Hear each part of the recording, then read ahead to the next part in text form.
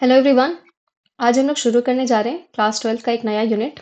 इस यूनिट का नाम है जेनेटिक्स एंड इवोल्यूशन। तो पहले हमने जैसे रिप्रोडक्शन के टाइप्स पढ़े, उसमें हमने पढ़ा था कि जब एसेक्सुअल रिप्रोडक्शन होता है तो बिल्कुल सेम इंडिविजुअल्स जन्म लेते हैं, मॉर्फोलॉजिकली और जेनेटिकली सेम, जो कि क्लोन्स होते हैं। और सेक्सुअल रिप्रोडक्शन के बारे में हमने देखा था कि उसमें वेरिएशन आता है, उसमें जो ऑफस्प्रिंग आता है वो अपने पेरेंट्स से एकदम सेम टू सेम नहीं आता, उसमें कुछ वेरिएशन आता है, कुछ कुछ सिमिलैरिटीज होती हैं और कुछ कुछ वेरिएशन आता है। तो वो जो सिमिलैरिटीज हैं, जो कुछ ट्रेट्स जो मम्मी पापा से पास ऑन होकर के ऑफस्प्रिंग्स में आते हैं, उसी प्रोसेस को इनहेरिटेंस कहते हैं। और जो कुछ डिफरेंसेस आता है उसको वेरिएशन कहते हैं। तो इस चैप्टर में हम इसके बारे में ही बात करने वाले हैं। तो चलते हैं। सबसे पहले कुछ इंपॉर्टेंट टर्म्स हैं जिनके बारे में हमें जानना बहुत ही ज्यादा जरूरी है, जैसे कि जेनेटिक्स। जेनेटिक्स इज सिंपली क्या? Study of inheritance, heredity and variation of characters और study of genes and chromosomes. Inheritance के बारे में जेनेटिक्स हमें बताता है कि कैसे कुछ ट्रेट्स या कुछ कैरेक्टर्स पेरेंट्स से ऑफस्प्रिंग में ट्रांसफर होते हैं, जनरेशन दर जनरेशन पास ऑन होते हैं। हेरिडिटी, यही एक ट्रेट का जनरेशन दर जनरेशन पास होना, उसी को हेरिडिटी कहते हैं। और वेरिएशन, जो चेंजेस आते हैं, वो inheritance, transmission of characters from parents to progeny. Inheritance जो है यही हेरिडिटी का बेसिस है। इसके बाद वेरिएशन, जो डिफरेंस आ रहा है उसको ही वेरिएशन कहते हैं, डिफरेंस। उसके बाद कैरेक्टर, कोई भी एक हेरिडेटेबल फीचर, कोई भी हेरिडेटेबल फीचर, लाइक अगर आपके बाल आपके पेरेंट्स के जैसे, किसी भी एक पेरेंट के जैसे हैं, सपोज आपके बाल आपकी मदर के जैसे हैं, इसका मतलब हेयर का जो कैरेक्टर था वो आपको आपकी मदर से मिला है। अ हेरिटेबल फीचर, कोई भी फीचर जो इनहेरिट हो सकता है, तो किसी भी फीचर को कैरेक्टर कहते हैं। और उस फीचर के कितने टाइप्स हैं वो उसको ट्रेट कहते हैं, variant of characters. Suppose black और ब्राउन आईज है, तो आई कलर जो है वो कैरेक्टर है, और ब्लैक आई कलर और ब्राउन आई कलर दो उसके ट्रेट्स हैं।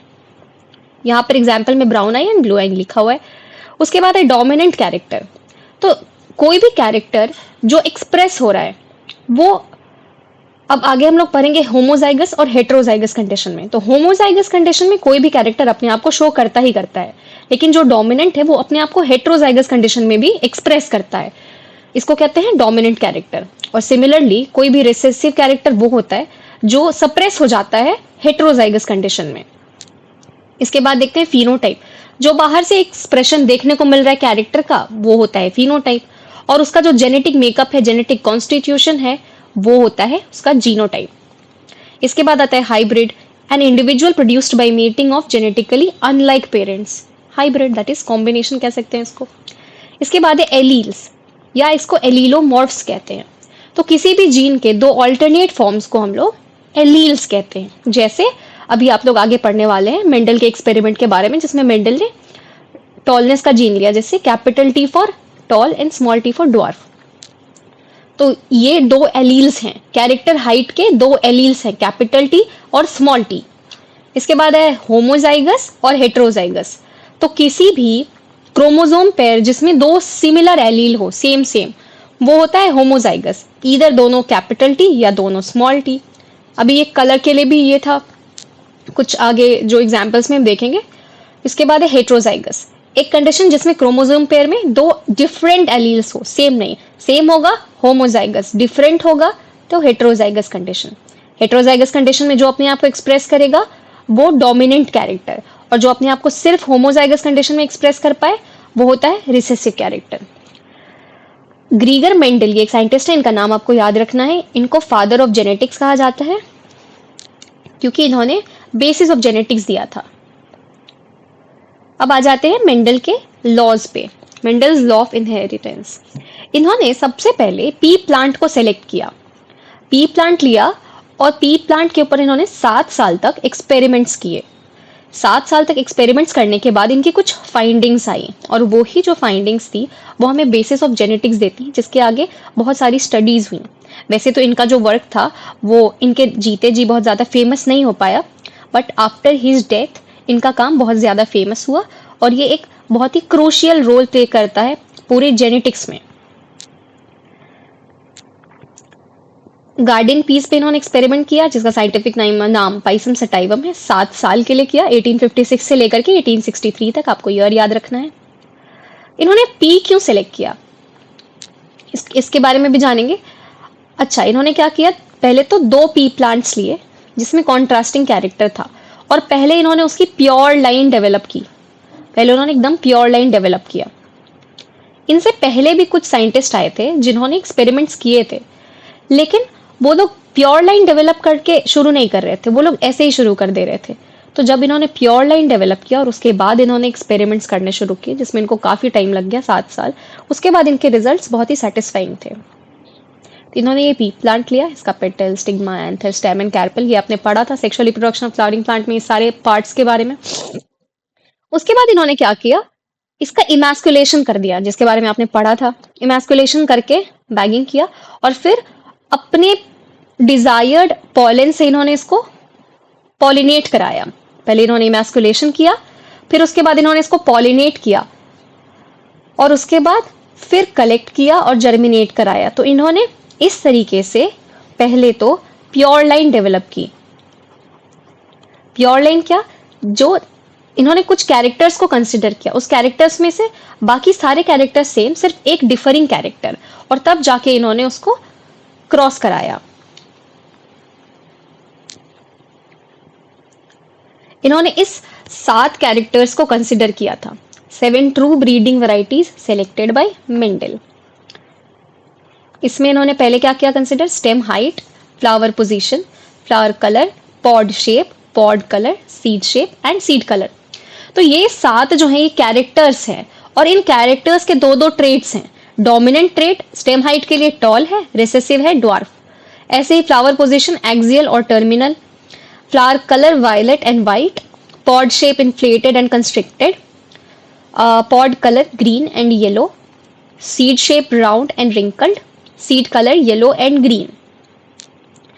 ये 7 कैरेक्टर्स इन्होंने कंसिडर किया, और इन 7 कैरेक्टर्स के एक डोमिनेंट और एक रिसेसिव ट्रेट्स, मतलब 14 ट्रेट्स इन्होंने कंसिडर किए। अगर कैरेक्टर्स पूछा जाए तो 7 थे, और अगर ट्रेट्स पूछा जाए तो वो 14 थे। उसके बाद इन्होंने प्योर लाइन डेवलप करने के बाद क्रॉस कराया, एक टॉल और एक ड्वार्फ प्लांट का। और जब हम डाया हाइब्रिड क्रॉस करेंगे तो उसमें येलो और ग्रीन 2 एक साथ करवा रहे थे। तो मोनो हाइब्रिड क्रॉस में इन्होंने पहले बाकी के 6 कैरेक्टर्स को सेम रख करके एक टॉल और एक ड्वार्फ प्लांट लिया, और दूसरा क्रॉस जिसमें बाकी के 6 कैरेक्टर सेम रख करके सिर्फ सीड कलर डिफर करता हुआ इन्होंने 2 प्लांट लिया और उसको क्रॉस कराया। तो मोनो हाइब्रिड क्रॉस किसको कहेंगे, मोनो मतलब 1 और हाइब्रिड का मतलब डिफरेंस। तो ऐसा क्रॉस जिसमें जो 2 प्लांट सेलेक्ट किए गए हैं उनके अंदर कैरेक्टरिस्टिक में सिर्फ एक ही डिफरेंट कैरेक्टरिस्टिक होगा। तो एक cross involving 2 plants differing in only 1 character pair. जैसे इसमें सिर्फ स्टेम हाइट का डिफरेंस है, सिर्फ स्टेम हाइट वाला कैरेक्टर डिफरेंट है इन दोनों में, और इन दोनों में सब कुछ सेम होगा, इनके अंदर सिर्फ सीड कलर का कैरेक्टर डिफरेंट होगा। इसके बाद ये जब पेरेंट्स थे तो इसके अंदर एक पेयर जो था टॉल का था, तो 2 कैपिटल टी जीन्स, और इसके ये ड्वार्फ है तो इसीलिए इसके दोनों स्मॉल टी जीन्स। अब ये जो जब गेमिट्स बने तो सेग्रीगेशन हो जाएगा ना,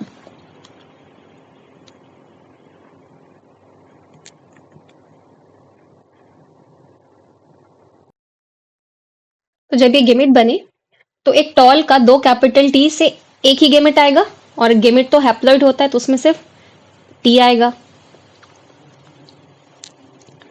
ऐसे ही, और ये सेग्रीगेट होकर के जो टॉल वाला है और एक डॉर्फ वाला है, तो ये 2 तरह ये गेमिट्स बनाएगा, तो इसके गेमिट में सिर्फ ऐसा ही एलील आएगा, और ये बिल्कुल सिर्फ स्मॉल टी लाएगा। और इन दोनों का जब ये तो गेमिट्स था, ये पेरेंटल जेनरेशन, और जब इनका क्रॉस करवाया तो सारे ही जो ऑफस्प्रिंग आएंगे F1 के वो कैपिटल टी स्मॉल टी, ये हाइब्रिड्स आएंगे। और सिंस जो डोमिनेंट कैरेक्टर होता है वो हेटेरोजाइगस कंडीशन में भी अपने आप को शो करता है, इसीलिए F1 जनरेशन में ऑल टॉल आएंगे, ऑल टॉल प्लांट्स। ये हो गई F1 जनरेशन की बात, जिसको फीलियल वन जनरेशन भी कहते हैं। फीलियल वन मतलब जनरेशन वन, फीलियल वन या F1। उसके बाद ये जो F1 था, इसको अगेन ये यहाँ पर देखो, इसको इसके अंदर इन्होंने सेल्फ क्रॉसिंग करा दी, अपने साथ ही। तो इसको सेल्फिंग भी कहते हैं, self crossing, selfing. Heterozygous tall, अब ये क्या थे, ये सारे होमोजाइगस टॉल, ये होमोजाइगस ड्वार्फ, और ये जो बन के आया ये सारा हेट्रोजाइगस टॉल है। ये होमोजाइगस टॉल, ये वाला होमोजाइगस ड्वार्फ, और फीलियल वन जनरेशन में जितने भी आए सारे ऑल हेटेरोजाइगस टॉल। अब फीलियल वन जनरेशन की जब इन्होंने सेल्फिंग कराई, सेल्फ क्रॉस कराया, तो यहां पर देखो, एक हम लोग पनेट स्क्वायर बनाते हैं इसको इजीली समझने के लिए, एक सिस्टमेटिक वे में समझने के लिए, जहां पर पनेट स्क्वायर में हम ऐसे जितने भी ऑफस्प्रिंग्स बनने हैं उतने बॉक्सेस बनाते हैं। यहां पर इस साइड पर और इस साइड पर गेमिट्स को लिख लेते हैं। तो यहां से कितने गेमिट्स बन सकते हैं, एक कैपिटल टी, एक स्मॉल टी, और यहां से भी सेम, एक कैपिटल टी और एक स्मॉल टी। तो यहां पर सारे गेमिट्स को लिख लो, इस तरफ भी और इस तरफ भी, और सबको लिख दो साथ में, ये टी टी कैपिटल टी, ये कैपिटल टी और स्मॉल टी, तो यहाँ पर आएगा कैपिटल टी स्मॉल टी, यहाँ पर कैपिटल टी और स्मॉल टी, तो इस बॉक्स में भी कैपिटल टी और स्मॉल टी, और इस वाली बॉक्स में इन दोनों को क्रॉस करके, तो इस बॉक्स में आ जाएगा स्मॉल टी स्मॉल टी। बिल्कुल यहाँ पर सेम वही क्रॉस इन्होंने किया है, ये पनेट स्क्वायर है, पनेट स्क्वायर बना करके इजीली समझा जा सकता है। तो क्या हो गया, जो F2 जनरेशन आई, ये F2 है, फिलियल सेकेंड फिलियल जनरेशन। इसमें क्या हुआ, प्योर टॉल एक, बाकी के दो हाइब्रिड टॉल मतलब हेट्रोजाइगस टॉल, और एक प्योर ड्वार्फ आया है। तो यहां पर अगर देखा जाए तो दिखने में तो ये भी टॉल होगा, ये भी टॉल होगा और ये भी टॉल होगा। तो अगर यहां पर हम लोग फिनोटिपिक रेशियो निकालते हैं, मतलब बाहर से देखने में कैसा है, तो अगर टॉल लिखते हैं तो 3 टॉल है और एक ड्वार्फ है, तो फिनोटिपिक रेशियो यहां पर 3:1 का आता है। और उसके बाद जब जीनोटिपिक रेशियो की बात करें, तो यहां पर फिर होमोजाइगस और हेट्रोजाइगस दोनों कंडीशन को अलग अलग कंसिडर करेंगे। तो यहां पर होमोजाइगस टॉल 1 है, हेट्रोजाइगस टॉल 2 है, और होमोजाइगस ड्वार्फ यहां पर 1 है। तो यहां पर जीनोटिपिक रेशियो 1:2:1 का आता है। इसके बाद कुछ और भी बातें हैं, जैसे कि Mendel made similar observations for the other pairs of traits. तो जैसे कि फॉर एग्जांपल हमने ये स्टेम हाइट का कैरेक्टर लेकर के ये क्रॉस किया है, मोनोहाइब्रिड क्रॉस, ऐसे ही मेंडल ने श्योर होने के लिए सारे ही कैरेक्टर्स को ऐसे ही क्रॉस कराया, लाइक बाकी के 6 कैरेक्टर सेम रखे और एक डिफर करता हुआ उन्होंने क्रॉस किया।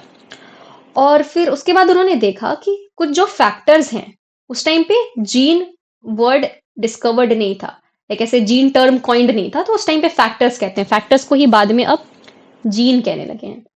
कुछ फैक्टर्स उन्होंने नोटिस किया कि कुछ तो फैक्टर है जो इनहेरिट हो रहा है उन पेरेंट्स से ऑफस्प्रिंग में, और अभी इन फैक्टर्स को जीन्स कहते हैं। मोनोहाइब्रिड क्रॉस के बारे में ये कुछ बातें थी। अभी यहाँ पर हम देखते हैं F2 जनरेशन में इन्होंने ढेर सारे इसके क्रॉसेस कराए, जैसे पर्पल और व्हाइट फ्लावर का भी। तो F2 जनरेशन में इन्होंने देखा कि 705 और 2:4 ऐसे डोमिनेंट 705 रेसेसिव 2:4। तो जब इन्होंने ऐसे रेशियो निकाला तो 3:15:1 का आ रहा था। ऐसे ही सीड कलर के लिए 3:1:1 का आ रहा था। ऐसे ही राउंड के लिए इन्होंने जब देखा तो ये ऐसे 2:96:1 का रेशियो आ रहा था। तो बहुत सारा इस तरीके से इन्होंने सभी ही कैरेक्टर्स के लिए इन्होंने क्रॉसेस किए, और जिसके बाद इन्होंने फिर उसके बाद बैक क्रॉस और टेस्ट क्रॉस किया।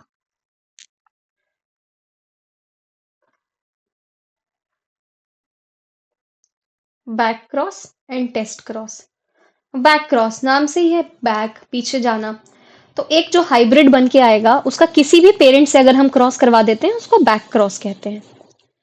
बैक क्रॉस में एक टेस्ट क्रॉस है, अगर उस ऑर्गेनिज्म का उसके ये डोमिनेंट फिनोटाइप का अगर रिसेसिव इंडिविजुअल से करवाते हैं तो फिर वो एक टेस्ट क्रॉस होता है। टेस्ट क्रॉस में ये रिसेसिव पेरेंट के साथ हमने करवाया। तो मोनोहाइब्रिड टेस्ट क्रॉस में जो रेशियो है वो 1:1 का आता है। टेस्ट क्रॉस करते क्यों है, टेस्ट क्रॉस इसलिए करते हैं क्योंकि हमें अब जीनोटाइप ऐसे देखने से तो नहीं पता चलेगा, तो टेस्ट क्रॉस करके हमें जीनोटाइप पता चलता है किसी भी कैरेक्टर का। तो मेंडल ने टेस्ट क्रॉस करके डिटरमाइन किया था F2 का जीनोटाइप। फर्स्ट क्रॉस ये मोनोहाइब्रिड क्रॉस करने के बाद मेंडल ने कुछ लॉज दिए। पहला लॉ था लॉ ऑफ डोमिनेंस और उसके बाद था दूसरा लॉ ऑफ सेग्रीगेशन। तो लॉ ऑफ डोमिनेंस ये कहता है कि जो भी कैरेक्टर्स हैं ये उन फैक्टर्स के द्वारा कंट्रोल्ड है जिनको आप जीन्स कहते हैं। फैक्टर्स पेयर में अकर होते हैं और अगर एक पेयर ऑफ फैक्टर है जो कि एक दूसरे से डिसिमिलर है तो उसमें से कोई भी जो एक है वो डोमिनेट करेगा, वो एक्सप्रेस होगा और दूसरा एक्सप्रेस नहीं होगा। तो जो एक्सप्रेस होगा वो डोमिनेंट होगा और जो एक्सप्रेस नहीं होगा वो रिसेसिव होगा। जैसे ये फैक्टर है और ये फैक्टर है। जैसे भी कोई भी कैरेक्टर कंट्रोल करने के लिए वन पेयर ऑफ फैक्टर लगता है और वो फैक्टर अगर डिसिमिलर पेयर में भी अगर एक्सप्रेस कर रहा है मतलब वो डोमिनेंट है। और ये ऐसे दो अगर कैपिटल है तो मतलब वो होमोजाइगस कंडीशन है और ये हेटेरोजाइगस कंडीशन है। दूसरा सेकेंड लॉ इन्होंने कहा लॉ ऑफ सेग्रीगेशन। मेंडल ने कहा कि जब गेमेट फॉर्मेशन होता है तो जो ये फैक्टर्स है किसी भी कैरेक्टर पेयर का वो एक दूसरे से अलग होते हैं ऑब्वियसली क्योंकि हैप्लॉइड एक ही जाएगा। तो इसमें से गेमेट फॉर्मेशन ऐसे होता है कि उन दो फैक्टर्स में से कोई एक ही जाता है हर एक गेमेट के पास।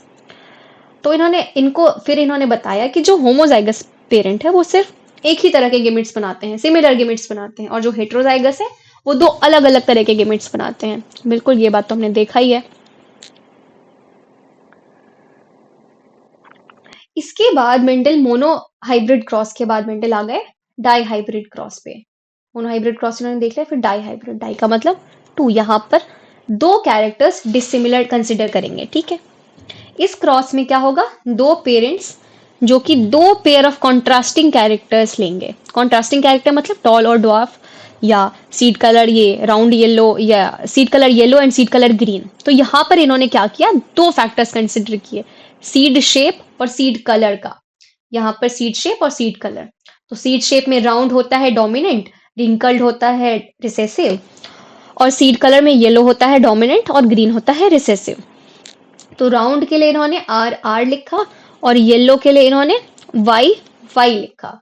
रिंकल्ड के लिए इन्होंने स्मॉल आर और ग्रीन के लिए इन्होंने स्मॉल वाई। तो अब देखो यहाँ पर पेरेंटल जनरेशन ये थी। अब ये अगर गेमिट्स बनाते हैं तो क्या होगा, आर का एक इधर आएगा आर और दोनों वाई में से भी एक वाई आएगा, मतलब कैपिटल आर और कैपिटल वाई। इसके गिमिट में कैपिटल आर कैपिटल वाई होगा और इसके गिमिट्स में स्मॉल आर और स्मॉल वाई होगा और कोई चांसेस ही नहीं है। तो जो F1 जनरेशन आया वो सारे ही हेट्रोजाइगस राउंड येलो आए, मतलब capital R capital Y small Y. फिर इन्होंने F1 की सेल्फिंग करा दी। F1 की सेल्फिंग के बाद इनको इतने तरह के गिमिट्स मिले। अब देखो, अगर ये capital R small R capital Y small Y है, ये कितने गिमिट्स बना सकता है। ये कैपिटल आर इन दो तरह के वाई के साथ बनाएगा तो कैपिटल आर कैपिटल वाई, फिर कैपिटल आर स्मॉल वाई, फिर स्मॉल आर का ले लो, small R capital Y small R and small Y. तो ये भी एक चार तरह के गिमिट्स बनाएगा और नेक्स्ट ये भी चार तरह के गिमिट्स बनाएगा। तो इन चारों गिमिट्स का इन चारों के साथ क्रॉस कराते हैं, फिर पनेट स्क्वायर बनाएंगे। और पनेट स्क्वायर बनाने के बाद देखो यहाँ पर इतने तरह के वैरायटीज मिल गए। अब इसमें एक फन फैक्ट ये है कि इसमें जो यहाँ पर जीनोटिपिक और फिनोटिपिक रेशियो आया है, देखो पहले ये देखते हैं। यहाँ पर क्या हुआ, capital R capital Y round yellow, फिर कैपिटल आर और यहाँ पे कैपिटल वाई और स्मॉल वाई। तो capital R capital Y small Y, तो ये भी आ गया राउंड येलो। इस तरह से जब इन्होंने देखा तो लगभग 9 राउंड येलो मिले, 3 राउंड ग्रीन मिले, 3 रिंकल्ड येलो मिले और 1 रिंकल्ड ग्रीन मिला।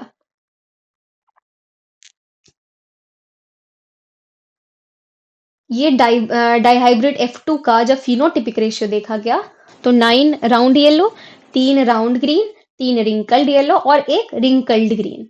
अब इस रेशियो को हम डायाहाइब्रिड के फिनोटिपिक रेशियो को हम PR भी कह सकते हैं।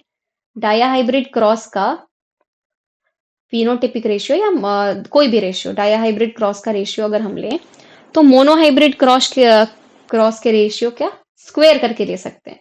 मोनोहाइब्रिड का फिनोटिपिक रेशियो आया था 3:1, तो इसका रेशियो लाने के लिए 3:1 का स्क्वायर कर सकते हैं। तो 3:1 इंटू फिर 3:1 हो जाएगा। अब इस 3 का पहले दोनों से मल्टीप्लाई करेंगे, 3 3 जा 9, फिर ये हो जाएगा 3 1 सा 3, अगेन 1 से करेंगे तो 1 3 जा 3 और 1 1 जा 1। तो ये आ गया हमारा डाइहाइब्रिड क्रॉस का फिनोटिपिक रेशियो। और जीनोटिपिक रेशियो को भी अगेन मोनोहाइब्रिड क्रॉस के 1:2:1 को स्क्वायर कर देंगे। तो क्या आ जाएगा, ये आ जाएगा 1:2:1:2:4:2:1:2:1। इसको भी ऐसे मल्टीप्लाई करके देख लेते हैं। 1:2:1 मल्टीप्लाइड बाय 1:2:1। यहाँ पे पहले 1 से करते हैं तीनों का, तो 1 1 जा 1 इज टू 1 2 जा 2 इज टू 1। फिर अगेन इसको 2 से करना है, तो 2 1 जा 2 इज टू 2 2 जा 4 इज टू, फिर अगेन 2 1 जा 2, फिर अगेन 1 से करेंगे सारे को, तो 1 1 जा 1 इज टू 1 2 जा 2 इज टू 1 1 जा 1। तो ये आ गया हमारा genotypic ratio GR of dihybrid cross. तो सिंपल डाइहाइब्रिड क्रॉस का ये, अब ऐसे हमारे बुक में ट्राइहाइब्रिड क्रॉस नहीं लिखा है, तो ट्राइहाइब्रिड के लिए अगर ट्राइहाइब्रिड आपको निकालना होगा तो आप सिंपल अगेन क्या करेंगे, मोनोहाइब्रिड का क्यूब कर देंगे। ये फिनोटिपिक रेशियो था, और ऐसे ही अगेन जीनोटिपिक रेशियो निकालने के लिए भी उसका आप क्यूब कर देंगे तो आप निकाल पाएंगे। इसके बाद मेंडल ने थर्ड लॉ दिया। थर्ड लॉ कहता है लॉ ऑफ इंडिपेंडेंट असॉर्टमेंट। तो ये जो अभी हमने स्क्वायर और क्यूब किया करके निकाला, ये इसी लॉ से एक्सप्लेन्ड है। तो मेंडल ने बताया, ये डाइहाइब्रिड क्रॉस के जब रिजल्ट्स देखे गए तो इसके बाद ही मेंडल ने उसके रिजल्ट्स को देखते हुए लॉ ऑफ इंडिपेंडेंट असॉर्टमेंट बताया। तो उन्होंने कहा कि ये जो एक से ज्यादा पेयर अगर कॉन्ट्रास्टिंग पेयर्स हैं, तो वहां पे दो फैक्टर जो आपस में सेग्रीगेट होंगे, उनका एक दूसरे से कोई लेना देना नहीं है, वो आपस में इंडिपेंडेंट है एक दूसरे से। तो बस इसी हिसाब से ही तो अगर डायाहाइब्रिड क्रॉस है तो उसको हम दो मोनोहाइब्रिड क्रॉस की तरह ट्रीट कर सकते हैं। तो लाइक इससे बहुत ज्यादा आसान हो जाता है कि अगर ऐसे ही ट्राई हाइब्रिड क्रॉस अगर होगा तो उसको हम कंसिडर कर सकते हैं कि एक try hybrid cross 3 monohybrid cross के जैसा बिहेव कर रहा है। तो इसीलिए हम लोग डाई हाइब्रिड क्रॉस के फिनोटिपिक या जीनोटिपिक रेशियोज निकालने के लिए मोनोहाइब्रिड क्रॉस के रेशियोज को स्क्वायर करके निकाल सकते हैं, जिससे कि रेशियो निकालना हमारे लिए बहुत आसान हो जाता है, रिजल्ट हम लोग प्रेडिक्ट कर सकते हैं। इसके बाद आते हैं द कॉन्सेप्ट ऑफ डोमिनेंस के ऊपर। हर जीन में कुछ इंफॉर्मेशन स्टोर्ड होता है जो कि कोई ना कोई पर्टिकुलर ट्रेट को एक्सप्रेस करता है। अब जब हेट्रोजाइगस कंडीशन है तो उसमें दो तरह के एलील्स होते हैं। किसी भी हेट्रोजाइगोट में दो तरह के एलील्स होते हैं। एक तो जो अनमॉडिफाइड, उसको ही नॉर्मल या फंक्शनिंग एलील कहते हैं। ये जनरली डोमिनेंट होता है और ये ओरिजिनल फिनोटाइप को रिप्रेजेंट करता है। दूसरा होता है मॉडिफाइड एलील, जो कि जनरली रिसेसिव होता है। अब दो होमोजाइगस जीन पेयर्स थे, जिसमें एक अनमॉडिफाइड दूसरा भी अनमॉडिफाइड होमोजाइगस हो गए। एक अनमॉडिफाइड एलील है, दूसरा मॉडिफाइड एलील है, ये हेट्रोजाइगस जीन पेयर है। अब यहाँ पर ये मॉडिफाइड एलील है और ये भी मॉडिफाइड एलील है, तो ये दोनों अगेन होमोजाइगस। तो इस कंडीशन में अगर दोनों मॉडिफाइड है, ये रिसेसिव होते हुए भी अब यहाँ पे दोनों ही रिसेसिव है, तो ये अपने आप को एक्सप्रेस करेगा। इस केस में ये अपने आप को एक्सप्रेस करेगा। अब जब यहाँ हेट्रोजाइगस कंडीशन है तो यहाँ जो डोमिनेंट है वो अपने आप को एक्सप्रेस करेगा। अब यहाँ पर एग्जाम्पल देके इन्होंने बताया है कि consider a gene that contains information for producing an enzyme. ये हमारी एनसीईआरटी लिखती है कि कोई भी जीन को कंसिडर करो जो कि एंजाइम बनाती है, तो जो नॉर्मल एलील होगा वो नॉर्मल एंजाइम बनाएगा। कोई भी जो उसका नॉर्मल एलील होगा वो एक नॉर्मल एंजाइम बनाएगा, और जो मॉडिफाइड एलील होगा वो या तो कम अमाउंट में एंजाइम बनाएगा, या तो एंजाइम बनाएगा ही नहीं, या तो मतलब नॉन फंक्शनल एंजाइम बनाएगा, या तो एंजाइम ही नहीं बनाएगा। तो जो तुम्हारा नॉर्मल एलील है, नॉर्मल या लेस एफिशिएंट एंजाइम बना सकता है। जो नॉर्मल एलील है तुम्हारा वो नॉर्मल एंजाइम बनाएगा, और जो मॉडिफाइड एलील है वो या तो कम एंजाइम्स बनाएगा, नॉन फंक्शनल एंजाइम बनाएगा, या फिर एंजाइम ही नहीं बनाएगा। तो ये वाला जो केस है जहां पे नॉर्मल या लेस एफिशिएंट एंजाइम है, इस केस में मॉडिफाइड एलील जो है सेम ही फिनोटाइप देगा जैसा कि अनमोडिफाइड एलील देता है। यहाँ पर मॉडिफाइड एलील इक्विवेलेंट है अनमोडिफाइड एलील के, जहां पर नॉर्मल या लेस एफिशिएंट एंजाइम बन रहा है वहां पर। अब ये जो दोनों केस हैं जहां पर नॉन फंक्शनल एंजाइम है या नो एंजाइम एट ऑल बन रहा है, इस केस में फिनोटाइप अब डिपेंडेंट होगा अनमोडिफाइड एलील के ऊपर। इस केस में मॉडिफाइड एलील जो है वो रिसेसिव हो जाता है। तो बस ऐसे ही डोमिनेंस, ये कॉन्सेप्ट है डोमिनेंस का, और यहां से ही रिसेसिव एलील्स बनते हैं। अब मेंडल ने कुछ कुछ तो लॉज दे दिए, लेकिन इसके बाद भी कुछ कुछ एग्जाम्पल्स हैं जो कि मेंडेलियन इनहेरिटेंस को ऐसे फॉलो नहीं करते। इनको कहा जाता है नॉन मेंडेलियन इनहेरिटेंस। इसके कुछ एग्जाम्पल्स हमारी एनसीईआरटी लिखती है। नॉन मेंडेलियन इनहेरिटेंस मतलब ये जो अभी तक हमने जो भी लॉज पढ़े या जो भी हमने रेशियोज देखा, वो रेशियोज इनके लिए ट्रू नहीं होता है। जैसे कि इनकम्प्लीट डोमिनेंस। इनकम्प्लीट डोमिनेंस एक ऐसा इनहेरिटेंस है जहां पर जो ऑफस्प्रिंग है वो इंटरमीडिएट कैरेक्टर शो करता है।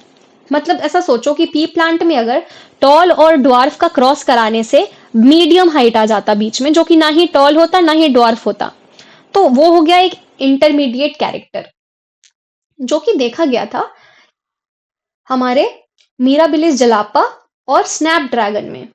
इस केस में क्या हो रहा था कि रेड और व्हाइट कलर के फ्लावर्स थे, रेड और व्हाइट कलर के फ्लावर्स थे, और उनका जब क्रॉस करवाया गया तो जो ऑफस्प्रिंग्स बने वो ना तो रेड बना ना ही व्हाइट बना, लेकिन पिंक बन के आ गया।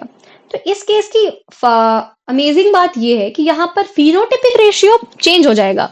हमारे मोनोहाइब्रिड क्रॉस से जो भी फिनोटिपिक रेशियो है वो चेंज हो जाएगा, लेकिन जो जीनोटिपिक रेशियो है ये मोनोहाइब्रिड क्रॉस जैसा ही है, सेम टू सेम वो ही रहेगा। तो जीनोटिपिक रेशियो में कोई अंतर नहीं आएगा, लेकिन फिनोटिपिक रेशियो में अंतर आएगा। अब इस केस में आप देखो यहाँ पर फिनोटिपिक भी 1:2:1 आ जाएगा और जीनोटिपिक भी 1:2:1। जैसे कि अगर रेड को ले लेते हैं हम, तो रेड को रिप्रेजेंट करेंगे आर से, क्योंकि रेड डोमिनेंट है, और व्हाइट को रिप्रेजेंट करेंगे स्मॉल आर से। रेड को कैपिटल आर से और व्हाइट को स्मॉल आर से। तो ये दो तरह के गिमिट्स बनाएंगे, ये सिर्फ कैपिटल आर वाला और ये सिर्फ स्मॉल आर वाला। इनकी क्रॉसिंग करने से जो F1 आएगा वो कैपिटल आर और स्मॉल आर, ये हेट्रोजाइगस होगा। तो ये हेट्रोजाइगस कंडीशन जो इसमें आई वो एक्सेप्शनली पिंक कलर की आ गई, ना रेड ना ही व्हाइट।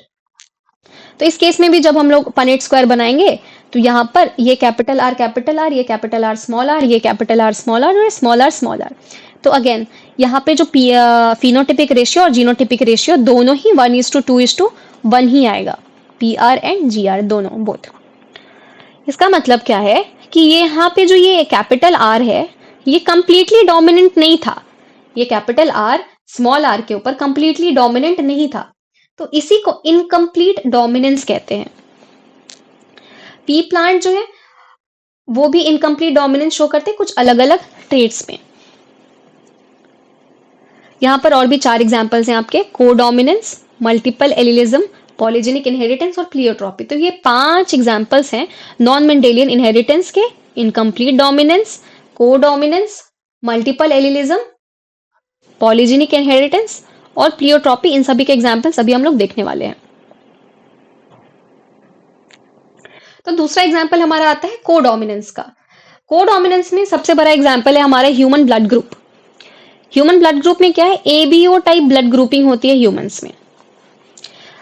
और हमारा जो ABO ब्लड ग्रुप है ये कंट्रोल किया जाता है जीन I से, और I के ऊपर कुछ शुगर पॉलीमर्स होते हैं जो कि RBC के मेम्ब्रेन पे होते हैं, और ये जीन I के 3 एलील्स हो जाते हैं। इसीलिए हमारे जीन I के 3 एलील्स हो जाते हैं, IA, IB और IO। अब ये जो IO है, या तो इसको IO या फिर इसको स्मॉल I से भी लिखते हैं। तो ये जो हमारा है स्मॉल I, ये कोई भी शुगर नहीं प्रोड्यूस करता, कोई शुगर नहीं प्रोड्यूस करता, और ये दोनों शुगर प्रोड्यूस करते हैं एक दूसरे से थोड़ा सा अलग। यहाँ पे लिखा है IA and IB produce a slightly different form of the sugar, allele small I does not produce any sugar. तो अब क्या होगा, अगर ब्लड ग्रुप A है तो पॉसिबल हमारा जीनोटाइप क्या क्या हो सकते हैं, IA भी हो सकता है या फिर IA स्मॉल I भी हो सकता है। ऐसे ही B के लिए भी IB या फिर IB स्मॉल I भी हो सकता है। ए बी के लिए तो डेफिनेट है आई ए एंड आई बी होगा, और ओ ब्लड ग्रुप तब होता है जब दोनों ही स्मॉल आई हो। तो ये हमारे ह्यूमन ब्लड ग्रुपिंग की है एग्जाम्पल, जो कि को डोमिनेंस को शो करता है, जहां पर देखो आई ए और आई बी दोनों साथ साथ डोमिनेंस शो कर रहे हैं, ना ही ये डोमिनेंट हो रहा है ना ही ये, दोनों ही अपने आप को एक्सप्रेस कर रहे हैं, मतलब को डोमिनेंस, साथ में डोमिनेंस। इसके बाद थर्ड है मल्टीपल एलिलिज्म, मतलब कहीं पर भी अगर दो से ज्यादा एलील्स किसी एक कैरेक्टर को अगर कंट्रोल कर रहे होंगे तो उसको मल्टीपल एलिलिज्म कहेंगे। अब ये हमारा ब्लड ग्रुप जो है ह्यूमन ब्लड ग्रुपिंग, ये मल्टीपल एलिलिज्म का भी एग्जाम्पल है, साथ ही साथ कोडोमिनेंस का भी एग्जाम्पल है, क्योंकि इसमें दो की जगह तीन एलील्स थे। लेकिन हर एक इंडिविजुअल में सिर्फ दो ही एलील प्रेजेंट होते हैं, ओवरऑल तीन होते हैं, लेकिन किसी भी इंडिविजुअल में दो ही एलील्स मिलेंगे। अगर एक पॉपुलेशन की बात की जाए, जहां पे सिर्फ इंडिविजुअल नहीं पूरे पॉपुलेशन की, तो वहां पर मल्टीपल एलील्स मिल सकते हैं। इसके बाद आ जाते हैं पॉलीजेनिक इनहेरिटेंस पे। पॉलीजेनिक इनहेरिटेंस जो है, जहां पर कोई कुछ ट्रेट्स मल्टीपल जीन्स से अगर कंट्रोल किए जाए, लाइक जैसे देखो मल्टीपल एलिलिज्म में क्या था कि अगर इसके लिए अगर एक कैरेक्टर के लिए दो से ज्यादा एलील्स हो रहे थे तो मल्टीपल एलिलिज्म था। अब पॉलीजेनिक इनहेरिटेंस नाम से लग रहा है बहुत ज्यादा जीन्स, मतलब दो से ज्यादा। तो कोई अगर एक ट्रेट अगर अलग अलग बहुत सारे जीन्स से कंट्रोल किया जा रहा है, मल्टीपल जीन्स मिल करके एक ही ट्रेट को कंट्रोल कर रहे हैं, तो उसको कहते हैं पॉलीजेनिक इनहेरिटेंस। इसका एग्जाम्पल है ह्यूमन स्किन कलर, जो कि इसके लिए 3 जीन्स लगते हैं और ह्यूमन हाइट उससे भी ज्यादा। अब इसमें एनवायरनमेंट का इन्फ्लुएंस भी आ जाता है। In a polygenic trait phenotype reflect the contribution of each allele. हर फिनोटाइप देखने से लग जाएगा कि सबसे ज्यादा, जैसे ह्यूमन कलर के लिए अगर ले, तो सारे जब रिसेसिव हो जाएंगे तो जो इंडिविजुअल है वो एल्बिनो हो जाएगा, ऑल रिसेसिव अगर होगा तो। और जो अगर सारे ही डोमिनेंट वाले एलील्स आ गए तो फिर वो नीग्रो हो जाएगा, ऑल डोमिनेंट। और बाकी ओवरऑल पॉपुलेशन का बीच बीच में कहीं पर होता है। हर एलील का इफेक्ट जो है एडिटिव है, जिसके में जितने ज्यादा डोमिनेंट ट्रेट्स उसका स्किन कलर उतना ज्यादा डार्क, ठीक है। तो ये जितने भी एलील्स हैं सबका ही ये कंसिडर किया जाता है। इसको अभी ये भी आ गया नॉन मेंडेलियन इनहेरिटेंस में, क्योंकि नॉन मेंडेलियन इनहेरिटेंस एडिटिव नहीं होता है। वहां पर जब कैपिटल टी और स्मॉल टी आ रहा था उस केस में इसका इफेक्ट नहीं दिखता था, ये एडिटिव नहीं था। लेकिन जो भी नॉन मेंडेलियन इनहेरिटेंस है इसमें सभी ही एलील्स का इफेक्ट एडिटिव होगा। Last example non Mendelian inheritance का है प्लियोट्रॉपी। प्लियोट्रॉपी, अब देखो प्लियोट्रॉपी और मल्टीपल एलिलिज्म एक दूसरे से उल्टा है। यहां पर क्या है, यहां का एग्जाम्पल है starch production in pea plants. Starch जो है एक बीबी जीन से इफेक्टिवली सिंथेसाइज होता है, और अगर दोनों ही कैपिटल बी है तो लार्ज स्टार्च ग्रेन्स बनते हैं। और अगर स्मॉल बी है तो उसमें स्टार्च लेसर इफिशियंट होता है, मतलब कम अमाउंट में बनता है। और साथ ही साथ इसके ग्रेन्स लार्ज भी थे, अगर दोनों ही कैपिटल बी था तो ग्रेन्स भी लार्ज हो रहे थे, अगर स्मॉल बी है तो ग्रेन्स भी स्मॉलर बनते हैं।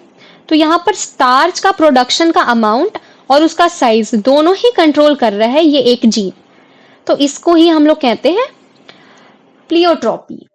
साथ ही जो स्टार्च ग्रेन साइज है ये इनकम्प्लीट डोमिनेंस भी शो करता है, क्योंकि इसके स्टार्च ग्रेन साइज बीच में इंटरमीडिएट भी बन के आते हैं। जैसे देखो यहाँ पर कैपिटल बी स्मॉल बी वाला जब कंडीशन आएगा तो यहाँ पर इनकम्प्लीट डोमिनेंस शो होगा, तो इस केस में यहाँ पर इंटरमीडिएट साइज्ड सीड्स प्रोड्यूस होते हैं। स्मॉल बी में स्मॉल साइज्ड, कैपिटल बी में लार्ज साइज्ड, और बीच में जब ये कैपिटल बी स्मॉल बी होगा तो इंटरमीडिएट साइज्ड। यहां पर क्या होता है कि एक single gene multiple phenotypic expressions को कंट्रोल करता है। इस ऐसे ही जीन को हम लोग प्लियोट्रॉपिक जीन कहते हैं। ज्यादातर केसेस में प्लियोट्रॉपी का जो मैकेनिज्म है वो is effect of a gene on metabolic pathway. ये मेटाबॉलिक पाथवेज को अफेक्ट करता है। इसके लिए हमारे एनसीईआरटी में एक डिजीज का नाम, एक डिसऑर्डर का नाम है जिसका नाम है फिनाइल कीटोनूरिया। इसके 3 एग्जाम्पल्स ओवरऑल हैं, एक starch synthesis in pea plants, phenylketonuria और sickle cell anaemia. Phenylketonuria में क्या होता है कि एक जीन में म्यूटेशन हो जाता है। वो जीन जो फिनाइल एलेनिन हाइड्रोक्सिलेज एंजाइम के लिए कोड करती है। उसके अंदर म्यूटेशन हो जाता है और जिसकी वजह से mental retardation, reduction in skin colour और हेयर पिगमेंटेशन हो जाता है। तो ये तीनों चीजें होती हैं जो कि प्लियोट्रोपी का एग्जाम्पल है।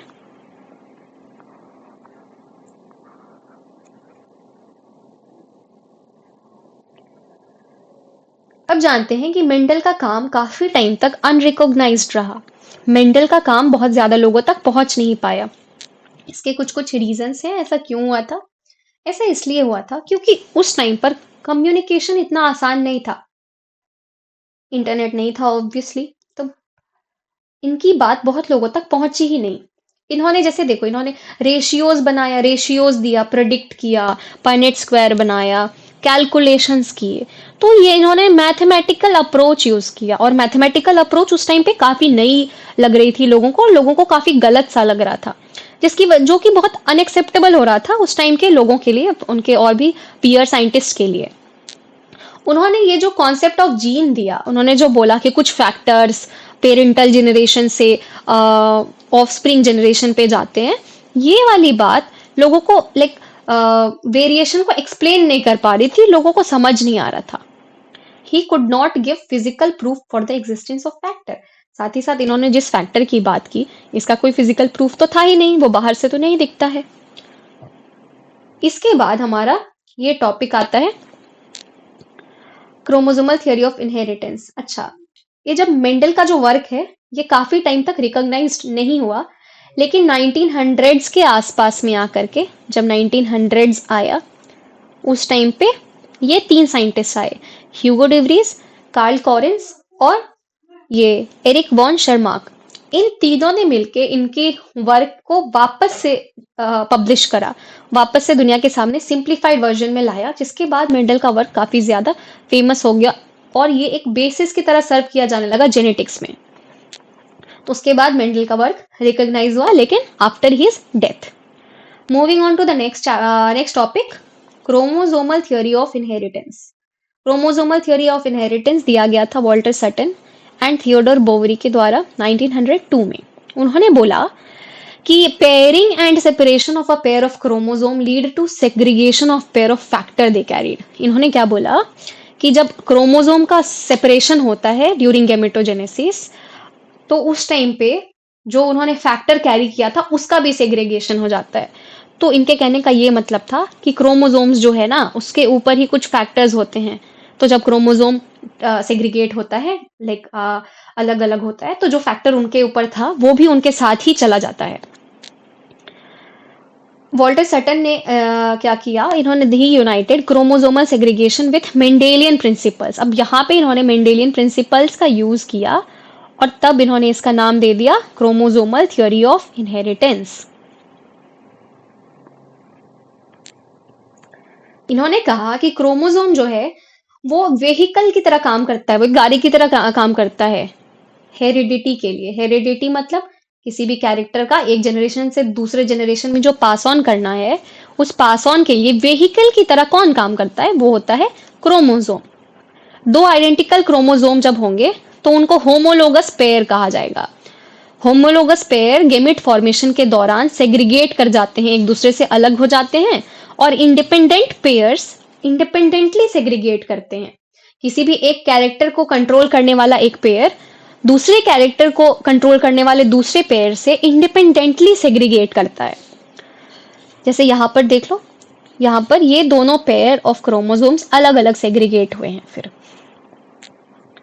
और इन्होंने क्या किया इसके बाद, लेकिन इस पे जितने भी ये जो क्रोमोसोमल थ्योरी ऑफ इनहेरिटेंस है, इस पे सबसे ज्यादा एक्सपेरिमेंट थॉमस हंट मॉर्गन ने किया। थॉमस हंट मॉर्गन ने ड्रोसोफिला को चूज किया था अपने एक्सपेरिमेंट्स के लिए। ड्रोसोफिला इन्होंने क्यों चूज किया? ड्रोसोफिला इन्होंने चूज किया इसलिए क्योंकि ड्रोसोफिला को ग्रो करना बहुत ही आसान है। ड्रोसोफिला सिंपल सिंथेटिक मीडियम में ग्रो कर सकती है। इसका जनरेशन टाइम बहुत ही छोटा होता है, तो टाइम कम लगेगा पूरे एक्सपेरिमेंट के लिए। इसकी लाइफ साइकिल बेरली 12 से 14 दिनों की होती है। इसका ब्रीडिंग साल में हमेशा ही हो सकता है, कंटिन्यूअस ब्रीडर है। और पर मेटिंग हंड्रेड्स ऑफ प्रोजेनीज बनते हैं, जो कि उनके एक्सपेरिमेंट के लिए लार्ज नंबर देगा। जब लार्ज सैम्पलिंग साइज होगा तब तो उनका जो भी रिजल्ट है वो एग्जैक्ट आ पाएगा, सही आ पाएगा। और साथ ही साथ इसमें जो मेल और फीमेल फ्लाइज हैं, ये दोनों के साइज में अंतर होता है, तो बाहर से देखने से ही पता चल जाता है। Male is smaller than female. यहाँ पर देखो ये स्मॉलर है, this one is male, and this is larger, this one is female. ये वाला मेल है और ये लार्जर है, ये वाली फीमेल है। तो इतनी बातें थी ड्रोसोफिला को सिलेक्ट करने के लिए। इसके बाद आता है एक छोटा सा टॉपिक लिंकेज और रिकॉम्बिनेशन का। Linkage is a physical association of two और more genes on a chromosome. एक क्रोमोसोम पे दो या दो से ज्यादा भी जीन्स हो सकते हैं। वो आपस में कितने लिंक्ड हैं, ये आपस में कितने जुड़े हुए हैं, ये बात बताती है लिंकेज। लिंक्ड जीन जो होती है उनके में इंडिपेंडेंट असॉर्टमेंट नहीं होता, मतलब गेमेट फॉर्मेशन के दौरान वो एक दूसरे से इंडिपेंडेंटली निकल नहीं जाती, क्योंकि ऑब्वियसली एक ही क्रोमोसोम पे है तो एक साथ ही रहेंगी। तो उसकी वजह से क्या होता है, recombination occur due to independent assortment और क्रॉसिंग ओवर। अब जब नॉर्मल केसेस में जब हम इंडिपेंडेंट असॉर्टमेंट की बात कर रहे थे, तो जब इंडिपेंडेंट असॉर्टमेंट होता है तो दो अलग अलग जगह से गेमेट्स आते हैं तो क्रॉसिंग ओवर होता है, मतलब वेरिएशन आता है इंडिपेंडेंट असॉर्टमेंट के बाद, तो रिकॉम्बिनेशन होता है उसमें। लेकिन जहां लिंकेज होगा फिर वहां पर रिकॉम्बिनेशन बहुत कम हो जाएगा। तो ये बात हमें याद रखनी है कि जहां पर लिंकेज ज्यादा होगा वहां रिकॉम्बिनेशन कम होगा। अब यहाँ पर देखते हैं इन्होंने इसके एक्सपेरिमेंट के लिए क्या किया। पहला क्रॉस किया जिसमें yellow bodied white eyed females थी और दूसरी brown bodied red eyed males थे। ये वाइल्ड टाइप है। तो इस क्रॉस में क्या हुआ, यहाँ पर जब येलो और व्हाइट, देखो यहाँ पर ये वाइल्ड टाइप इन्होंने लिया, इसके बाद जो गेमिट्स बने, इन्होंने पेरेंटल टाइप ने 98.7% लिंकेज शो किया और ये रिकॉम्बिनेंट टाइप ने 1.3%।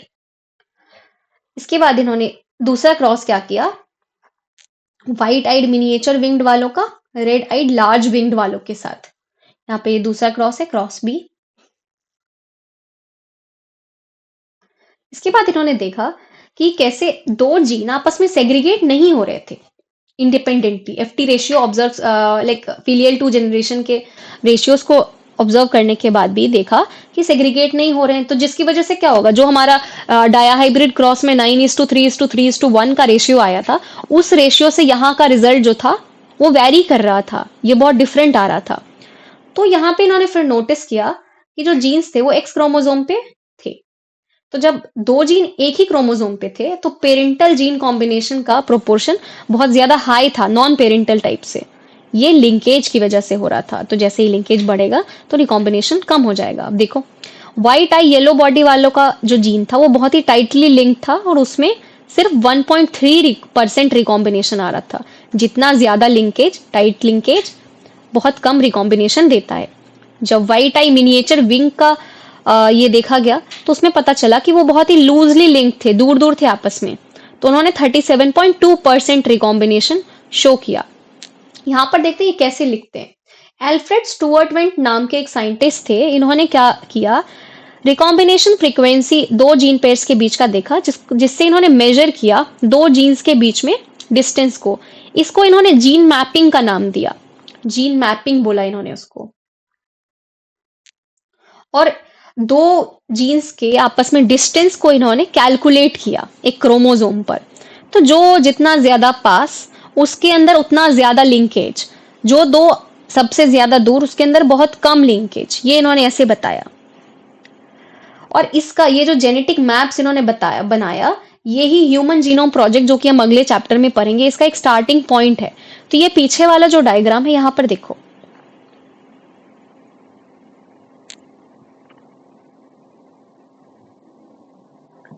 यहाँ पर रिकॉम्बिनेंट टाइप में ज्यादा ये दूर दूर है आपस से, ये दूर दूर दिख रहे हैं, यहाँ पर ये दूर दूर ही दिख रहे हैं ये कैरेक्टर्स। तो यहाँ पर दूर दूर है तो रिकॉम्बिनेंट ज्यादा हो रहा है, 37.2% हो रहा है। यहाँ पर टाइटली लिंक्ड है, पास में है, तो यहाँ पर रिकॉम्बिनेंस बहुत कम 1.3% ही हो रहा है। तो जितना ज्यादा लिंकेज उतना कम रिकॉम्बिनेशन। यहाँ पर क्या लिखा है इन्होंने लास्ट में, फाइनल रिजल्ट ये हुआ कि जो टाइटली लिंक्ड जीन है वो लो रिकॉम्बिनेशन दिखाता है और जो लूजली लिंक्ड जीन है वो हाई रिकॉम्बिनेशन दिखाता है। इसके बाद हम लोग आ जाते हैं सेक्स डिटर्मिनेशन के ऊपर। सेक्स डिटर्मिनेशन के कुछ अलग अलग टाइप्स हैं। सबसे पहले हम लोग जानते हैं क्रोमोसोम्स के बारे में। तो हमारे पास ऑटोसोम्स और सेक्स क्रोमोसोम्स दोनों ही मौजूद होते हैं।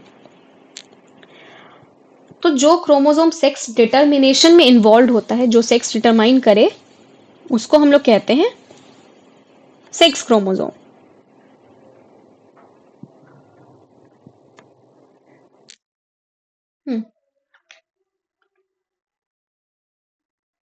ह्यूमंस के केस में एक्स एंड वाई क्रोमोसोम है। ऑटोसोम्स वो क्रोमोसोम्स होते हैं जो सेक्स क्रोमोसोम के अलावा जो भी क्रोमोसोम्स बचे, उनको हम लोग ऑटोसोम्स कहते हैं।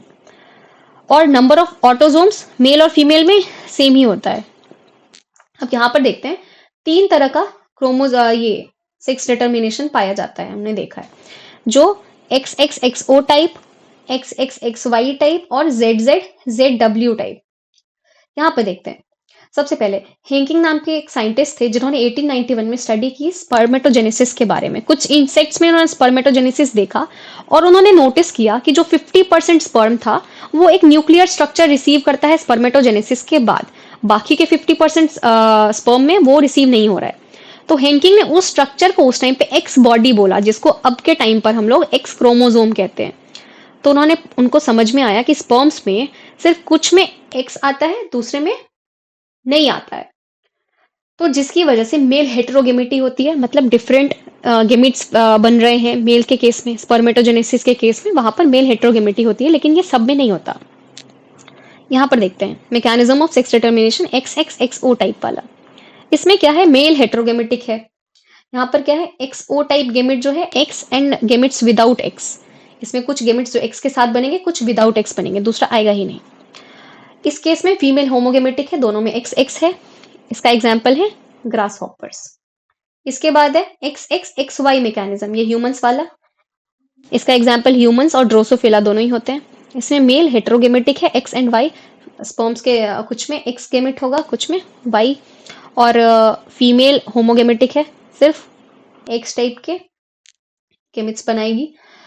तीसरा है ZZZW, ये बर्ड, ये सबसे ज्यादा एग्जाम्स में पूछा जाता है। इसमें क्या है, मेल होमोगेमेटिक है ZZ और फीमेल हेट्रोगेमेटिक है। तो यहाँ पर सेक्स डिटर्मिनेशन फीमेल्स पे डिपेंड करेगा कि इधर Z आ रहा है या W आ रहा है। सेक्स डिटर्मिनेशन के बारे में जानने के बाद अभी हम लोग चलते हैं एक बहुत ही interesting case of sex determination, जो कि है सेक्स डिटर्मिनेशन इन हनी बीज। इस केस में मेल और फीमेल के क्रोमोसोम नंबर में भी डिफरेंस होता है। इस केस में फीमेल्स के 32 क्रोमोसोम्स होते हैं और मेल्स के 16 क्रोमोसोम्स होते हैं। इसका रीजन ये है कि जब भी फर्टिलाइजेशन होता है तो फर्टिलाइजेशन के बाद फीमेल ही बनती है, इधर क्वीन बी और वर्कर बी। और अनफर्टिलाइज्ड एग जो होता है वो पार्थेनोजेनेसिस करके वो बनाता है मेल, जो कि है ड्रोन। इसीलिए इस केस में फीमेल्स डिप्लॉयड हैं 32 क्रोमोसोम्स और मेल्स जो है वो हैप्लॉयड हैं विथ 16 क्रोमोसोम्स। इस केस में एक बहुत ही अमेजिंग सी बात ये भी है कि जब मेल्स तो स्पर्म बनाते हैं माइटोसिस से, अगर फर्टिलाइजेशन करेंगे तो ओनली डॉटर्स बनेंगी, नो सन्स। जैसे ही फर्टिलाइजेशन होगा डॉटर्स बन जाएंगी, इधर वर्कर भी और क्वीन भी। मेल्स कभी भी they won't have sons, similarly they won't have fathers. तो जो ये मेल है ये हमेशा ही प्रोड्यूस करते हैं sperm by mitosis. Again very important line जो कहती है कि they do not have father and thus cannot have sons. They do not have fathers and thus they cannot have sons, but they have grandfathers and can have grandsons. ये एक बहुत ही interesting सा example है sex determination का, जो कि किसी भी टाइप में फिट नहीं आता। इसका बहुत ही अलग एग्जाम्पल है। इसके बाद हम लोग आते हैं म्यूटेशन के बारे में जानते हैं। म्यूटेशन क्या होता है? म्यूटेशन एक अचानक से आने वाला एक चेंज है जिसका रीजन हमें नहीं पता, जो कि बहुत बाद में पता लग सकता है। ये जेनेटिक्स के जितने भी हमने प्रिंसिपल्स देखे इनहेरिटेंस के, उसमें नहीं आता है इसका रीजन। तो कोई भी ऐसा सडन चेंज जो कि इनहेरिटेबल हो, और ऐसा चेंज जो डीएनए सीक्वेंस में ही आ जाता हो, और डीएनए सीक्वेंस में जैसे ही वो चेंज आएगा वो आगे तो जाएगा ही। तो कोई भी ऐसा सडन चेंज जो कि इनहेरिटेबल है, इसको ही कहते हैं हम लोग म्यूटेशन। ये जीनोटाइप बदल देता है और फिनोटाइप दोनों ही बदल देता है। इसके बाद तो हमने इससे पहले रिकॉम्बिनेशन के बारे में देखा। और अभी आया है म्यूटेशन। तो रिकॉम्बिनेशन और म्यूटेशन दो ऐसी चीजें हैं जिसकी वजह से डीएनए में वेरिएशन आता है। म्यूटेशन के दो टाइप्स हैं, पॉइंट म्यूटेशन और फ्रेम शिफ्ट म्यूटेशन। तो अगर एक single base pair of DNA में चेंज आ रहा है तो उसको कहेंगे पॉइंट म्यूटेशन। जैसे यहाँ पर इस टी की जगह, थाइमीन की जगह यहाँ साइटोसिन आ गया, तो इसको कहते हैं हम लोग पॉइंट म्यूटेशन। और या अगर ऐसा कभी हो कि जो बेस पेयर्स है वो पूरे के पूरे बेस पेयर्स ही डिलीट या इंसर्ट हो जाए, एक या तो डिलीट हो जाए या इंसर्ट हो जाए, उससे क्या होगा, उससे होगा ये कि जो डीएनए सीक्वेंस है वो पूरा शिफ्ट हो जाएगा। इसीलिए इसका नाम फ्रेम शिफ्ट म्यूटेशन रख दिया गया। अब जो कुछ एजेंट्स हैं जिनकी वजह से म्यूटेशन हो जाता है उनको म्यूटाजेंस कहते हैं। वो एजेंट्स जो इंड्यूस करते हैं म्यूटेशन को, दो तरह के हो सकते हैं, फिजिकल म्यूटाजेंस और केमिकल म्यूटाजेंस। फिजिकल म्यूटाजेंस में UV radiation, alpha beta gamma rays और एक्सरे, ये तीनों फिजिकल म्यूटाजेंस में आते हैं। केमिकल म्यूटाजेंस में mustard gas, phenol, formalin, acetic acid, formic acid, NH2 etcetera. अब क्या है यहाँ पर एक और चीज देखते हैं, chromosomal aberrations are seen in cancer cells. ये जो क्रोमोसोमल एब्रेशंस जो कैंसर सेल्स में देखने को मिलेंगे, ये एग्जाम्पल है फ्रेम शिफ्ट म्यूटेशन का। म्यूटेशन जानने के बाद अब हम लोग आ जाते हैं पेडिग्री एनालिसिस के ऊपर। ये एक बहुत ही इंपॉर्टेंट टॉपिक है। पेडिग्री एनालिसिस क्यों करते हैं? क्योंकि इंसानों के अंदर कंट्रोल क्रॉसेस, अब जैसे पी प्लांट में हमने कंट्रोल्ड क्रॉसेस कराए, प्योर लाइन ऑब्टेन किया, कंट्रोल क्रॉसेस कराए, इंसानों के केस में ये पॉसिबल नहीं है। इसीलिए फैमिली हिस्ट्री को जानते हैं हम लोग, और फिर क्या प्रोबेबिलिटी हो सकती है, कैसे जीनोटाइप्स हो सकते हैं, ये हम लोग फिगर आउट करते हैं। और इसीलिए हमारे यहाँ पर इंसानों के केस में पेडिग्री एनालिसिस बहुत ही इंपॉर्टेंट है। फैमिली ट्री बनाना, यही होता है pedigree analysis. Control crosses are not possible in case of humans, therefore the study of family history about inheritance is very important. It is used इस such an analysis of genetic trait पीछे के देख करके, उनकी analysis करके, पीछे के several generations को देख करके जब हम लोग करते हैं उसको ही कहते हैं पेडिग्री एनालिसिस। द रिप्रेजेंटेशन और chart showing family history is called family tree, या उसी को पेडिग्री कहते हैं। ह्यूमन जेनेटिक्स में pedigree study is utilize to trace the inheritance of a specific trait, abnormality और डिजीज। मेनली डिजीजेस के case में ये पता करने के लिए कि किसी की भी फैमिली में उनके मतलब 3-4 जनरेशन पीछे से कौन कौन से डिजीजेस रन कर रहे हैं। रिसेसिव केस में अक्सर क्या होता है कि वो डिजीज शो नहीं होता, तो हम लोग 3-4 जनरेशन की स्टडी कर लेते हैं ताकि हमें ये पता लगे कि कोई डिजीज होने के चांसेस हैं या नहीं है। तो इसीलिए pedigree analysis is very important. कुछ सिंबल्स यूज किए जाते हैं पेडिग्री एनालिसिस में जिनको जानना वेरी इंपॉर्टेंट होता है। जैसे मेल को रिप्रेजेंट करेंगे स्क्वायर बॉक्स से, फीमेल सर्कल, अगर ऐसे है रोम्बस बना हो तो दैट मीन्स सेक्स अनस्पेसिफाइड। जैसे मान लो कि 2-3 जनरेशन पीछे हमारे परदादा के लाइक 10 बच्चे थे, उसमें से मुझे नहीं पता कि कितने मेल्स कितने फीमेल्स, या मुझे नहीं याद, तो उस केस में ये ऐसा कुछ सिंबल बना दिया जाता है। और अगर ऐसे कलर्ड है तो वो हो गए अफेक्टेड इंडिविजुअल्स। ये अगर सिंगल लाइन बनी हुई है इसका मतलब क्लोज मेटिंग सिंपल, या मैरिज भी लिखा आ सकता है आपके क्वेश्चन में। उसके बाद मीटिंग बिटवीन रिलेटिव्स अगर होगा तो दो लाइंस, मतलब क्लोज रिलेटिव्स में अगर मीटिंग हो रही है। जैसे कि कुछ कम्युनिटीज हैं इंडिया में जहां पर, जैसे साउथ इंडिया की कुछ कम्युनिटीज में भी होता है रिलेटिव्स के बीच में मीटिंग, जिसको कंसेंजीनियस मीटिंग कहते हैं, which is like not appreciated, क्योंकि उसकी वजह से जेनेटिक डिसऑर्डर्स होने का चांसेस बहुत ज्यादा बढ़ जाता है। उसके बाद ये ऊपर ये जो है ये पेरेंट्स हो गए, ये नीचे चिल्ड्रन हो गए उनके। उसके बाद अगर मान लो ये पेरेंट्स है, यहाँ पे ये कलर्ड है, इसका मतलब ये जो चिल्ड्रन है ये अफेक्टेड है। अगर ऐसे लिख दिया गया ये रोम्बस बना करके, इसके अंदर 5, इसका मतलब 5 अनअफेक्टेड ऑफस्प्रिंग। अगर ऐसे ये कलर्ड होता तो इसका मतलब अफेक्टेड ऑफस्प्रिंग्स। ठीक है, तो ये हमारे कुछ सिंबल्स हैं जो कि आके आपके पेडिग्री एनालिसिस में यूज किए जाएंगे। इसके बाद हम लोग चलते हैं, जब डिसऑर्डर्स की हम बात करते हैं तो 2 तरह के डिसऑर्डर्स हम देखते हैं, मेंडेलियन डिसऑर्डर्स और क्रोमोसोमल डिसऑर्डर्स। तो जो मेंडेलियन डिसऑर्डर्स हैं, जो कि म्यूटेशन, सिंगल जीन में म्यूटेशन की वजह से अगर डिसऑर्डर्स आ रहे हैं, उनको मेंडेलियन डिसऑर्डर्स कहा जाता है। For example haemophilia, colour blindness, thalassaemia, sickle cell anaemia, phenylketonuria और सिस्टिक फाइब्रोसिस। आपकी एनसीईआरटी इतने एग्जांपल्स देती है। इसमें क्या है, मेंडेलियन डिसऑर्डर्स के बारे में, इसका जो फैमिली हिस्ट्री है, ये हम पता कर सकते हैं पेडिग्री एनालिसिस बना के, पेडिग्री बना करके, पेडिग्री चार्ट बना करके। तो मेंडेलियन डिसऑर्डर्स के ही केस में पेडिग्री एनालिसिस किया जाएगा। ये जो क्रोमोसोमल डिसऑर्डर्स हैं, ये 3 तरह के हैं। ये हमें पढ़ना है अभी। ये हमारे एनसीईआरटी में 3 दिया गया है। डाउन सिंड्रोम, क्लाइनफेल्टर सिंड्रोम और टर्नर सिंड्रोम। तो इन सब के बारे में अभी हम लोग डिटेल में देखते हैं। सबसे पहले हम लोग देखते हैं यहाँ पर Mendelian disorders may be dominant और रिसेसिव। या तो डोमिनेंट हो सकता है या तो रिसेसिव। जैसे यहाँ पर देखो, यहाँ पर ये मीटिंग पेरेंट्स में से मदर अफेक्टेड है, उसके बाद मदर केस में या इनके चिल्ड्रन वाले जनरेशन में एक डॉटर और एक सन अफेक्टेड है। अब इस वाले जनरेशन में नहीं अफेक्टेड है, इसके और इनके ऑफस्प्रिंग्स में से एक डॉटर अफेक्टेड है। तो ये दिख रहा है एक ऑटोसोमल डोमिनेंट ट्रेट को दिखा रहा है। यहाँ पर देखो, जनरेशन, कोई भी जनरेशन स्किप नहीं हो रही है। एक बहुत ही इंपॉर्टेंट बात यह है कि अगर डोमिनेंट डिसऑर्डर होगा, दो हो सकते हैं ना, डोमिनेंट या रिसेसिव। तो जो डोमिनेंट डिसऑर्डर होगा वो जनरेशन स्किप नहीं करेगा, हर जनरेशन में इंडिविजुअल्स अफेक्ट होंगे, नॉट स्किप्ड। और जो रिसेसिव है वो जनरेशन स्किप करेगी। जैसे यहाँ पर देखते हैं, ये एक रिसेसिव ट्रेट को दिखा रहा है। यहाँ पर देखो, पेरेंटल जनरेशन में कोई अफेक्टेड नहीं है, लेकिन इनके बच्चों वाले जनरेशन में अफेक्टेड है, फिर उनके भी बच्चे वाले जनरेशन में अफेक्टेड है। तो इस जनरेशन में कोई भी अफेक्टेड नहीं था, लेकिन स्टिल डिजीज ऑफस्प्रिंग्स आ रहे हैं। इसका मतलब ये वाला जो है, ये एक रिसेसिव डिसऑर्डर को शो करता है। इसके बाद दो तरह के हो गए, डोमिनेंट या रिसेसिव। मेंडेलियन डिसऑर्डर्स में 3 तरह के हो सकते हैं, dominant, recessive and x linked या सेक्स लिंक्ड उसको कहते हैं। तो सेक्स लिंक्ड में क्या हो सकता है? सेक्स लिंक जो भी है वो एक्स पे ही होगा। इस केस में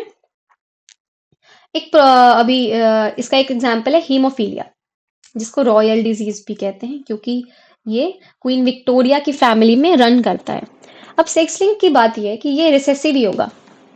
इसमें एक प्रोटीन इन्वॉल्व है ब्लड क्लॉटिंग का। हेमोफीलिया की बात की जा रही है यहाँ पर। ब्लड क्लॉटिंग के लिए एक प्रोटीन इन्वॉल्व होता है कि जब भी कभी हमें कट्स लगते हैं, थोड़ी देर के बाद ब्लड अपने आप से क्लॉट हो जाता है और ब्लीडिंग रुक जाती है। अगर ये ब्लीडिंग ना रुके तो पूरी ब्लीडिंग हो जाएगी, बहुत ही फेटल कंडीशन हो जाएगा। अब इसमें क्या होता है, हेमोफीलिया में यही प्रोटीन नहीं बनता, ये प्रोटीन बनता ही नहीं है। इस केस में क्या होगा, सिंपल अगर छोटा सा कट भी लगा तो नॉन स्टॉप ब्लीडिंग होगी। ये एक पेयर ऑफ एलील्स के द्वारा कंट्रोल किया जाता है, कैपिटल एच और स्मॉल एच। अगर दोनों एक्स क्रोमोसोम पे कैपिटल एच है, मतलब वो नॉर्मल फीमेल है।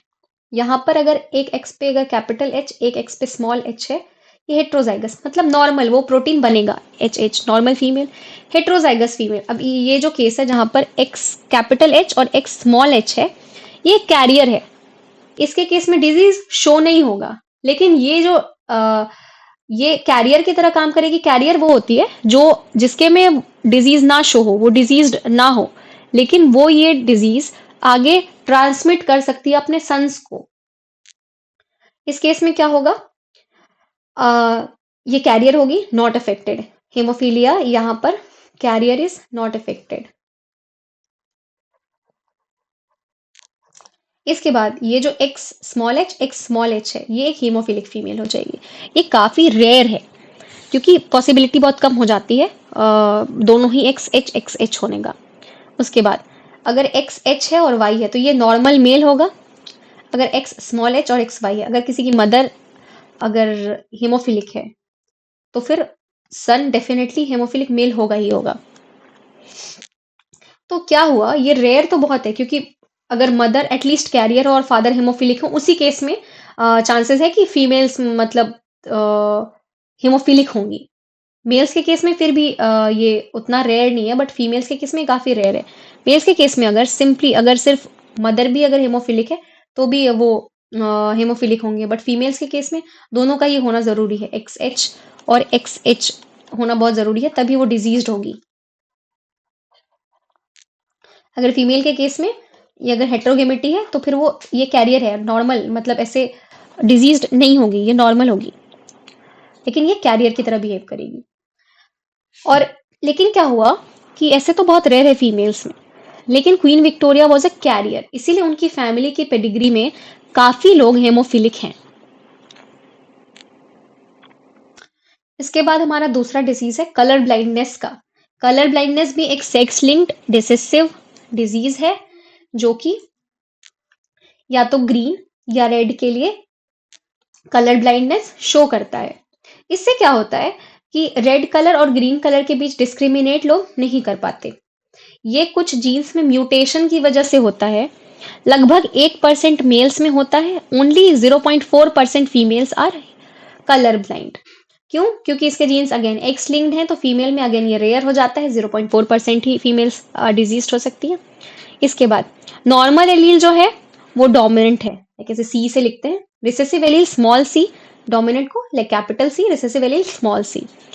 अब क्या है, जो हेट्रोजाइगस वुमन है, एक्स कैपिटल सी और एक्स स्मॉल सी वाली, इसके पास 50% चांस है कलर ब्लाइंड होने का। अब इनकी जो डॉटर है, a daughter with the colour will be colour blind only when, जब उसकी मदर भी कैरियर हो और उसके फादर कलर ब्लाइंड हो। अगर मेल है तो ये डिजीज्ड होगा, लेकिन फीमेल के केस में ये कैरियर होगी।